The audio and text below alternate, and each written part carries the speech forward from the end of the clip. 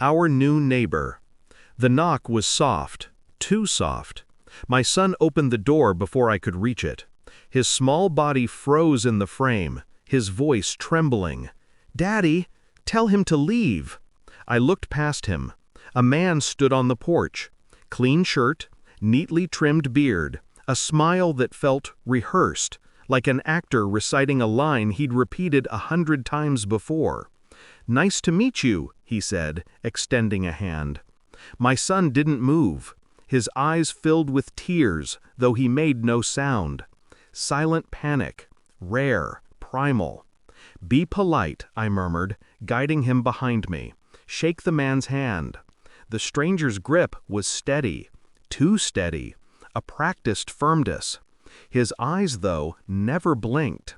"Daddy," my son whispered behind me, "ask him where he lived before." "Before?" I glanced back. My son's face was pale, wet with fear. Children sense things adults bury. Then she appeared, my wife. She stepped into the hallway, her hand still on the bedroom doorframe. Her face drained of color the second her eyes touched him. Not surprise, recognition. She opened her mouth, closed it. The silence between them was louder than any confession, and I felt the first thread of my world unravel. He introduced himself as Daniel, newly moved in next door. A harmless story. But stories are only as harmless as the truths they hide. My wife forced a smile, brittle as glass. "Welcome to the neighborhood," she managed, her voice too tight.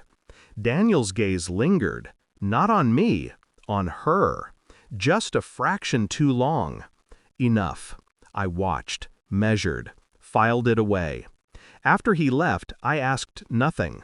I simply studied her hands, shaking as she poured water into a glass, spilling drops across the counter. "Do you know him?" I asked. She shook her head quickly. Too quickly. No. Why would I? Why indeed? That night I replayed the scene in my head, frame by frame. My son's fear, her pallor, his smile. Questions tightened around my ribs like a wire. Before, my son's word. Ask him where he lived before. Children don't invent dread. They inherit it. I lay beside her in bed, listening to her breathing. She fell asleep quickly, too quickly for a woman who claimed to have never seen him before. But I didn't close my eyes. I traced the silence until it formed a shape I didn't want to name. In the following days I observed. Not openly, not directly, quietly. Daniel mowed his lawn at precise intervals, always on Sundays, shirt off, sweat glistening, like he knew someone was watching. My wife never looked towards his house, never, which is exactly why I noticed. Avoidance is a form of acknowledgement. I began to gather phone records, emails, quiet inquiries into the rental agency that leased the property. He hadn't just moved here, he had chosen here, a deliberate choice. I found an old online record, his previous address, another city, not far enough away, close enough for travel. My son's fear became clearer. He had seen him before, somewhere he shouldn't have.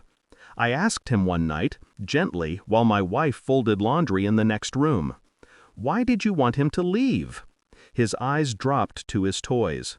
"Because he used to come around when you were at work." The wire inside me tightened. "Did Mommy tell you not to tell me?" A pause, a small nod. I felt the quiet storm building behind my eyes. I smiled instead. "Thank you, son. That's all I needed." The next day I purchased a DNA test kit, a simple swab. My son's toothbrush gave me enough. I didn't need her consent. I only needed the truth. While the kit was processed, I carried on as normal. I kissed her cheek. I laughed at small jokes. I ate dinner at the same table, all while my insides calcified. She thought she was safe in silence, but silence was the evidence I needed most.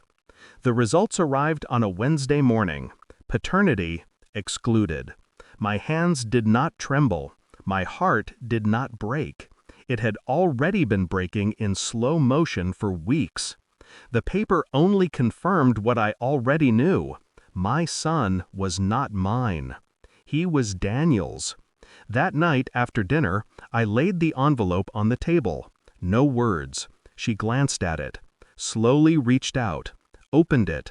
Her face fell into itself. She looked up at me, wide-eyed, pleading. Please, I can explain. But there was nothing to explain. The numbers were final.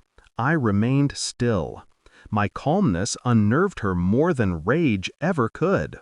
Finally, I asked the question. Soft, precise. How long? Her lips trembled. Her body shook. The performance of guilt laid bare. And in her silence, I had my answer. I did not scream. I did not curse. I picked up the paper, folded it once, and slid it across the table to her. "You'll need this," I said, "when the lawyers ask." Her eyes filled. She reached for me. "Please, don't do this. He doesn't know. He thinks you're—" Her words cut off when I stood. My chair scraped the floor with finality. "I was," I said, "until tonight." She broke then. Tears, sobs, apologies. I turned toward the hallway, my son's room. He didn't deserve this truth yet, but she did. She deserved to watch me walk away without fire, without violence. Only ice, because nothing destroys a liar more than composure. I left the house that night, took nothing but my keys. The street was quiet. Daniel's lights glowed across the way. The predator disguised as a neighbor. For the first time, I felt nothing. No rage, no sorrow, only clarity. They deserved each other, the coward and the traitor. And my son, no, not mine, but mine in love, would one day learn the truth. Not from whispers, from me. As I drove away, I realized something sharp, clean, undeniable.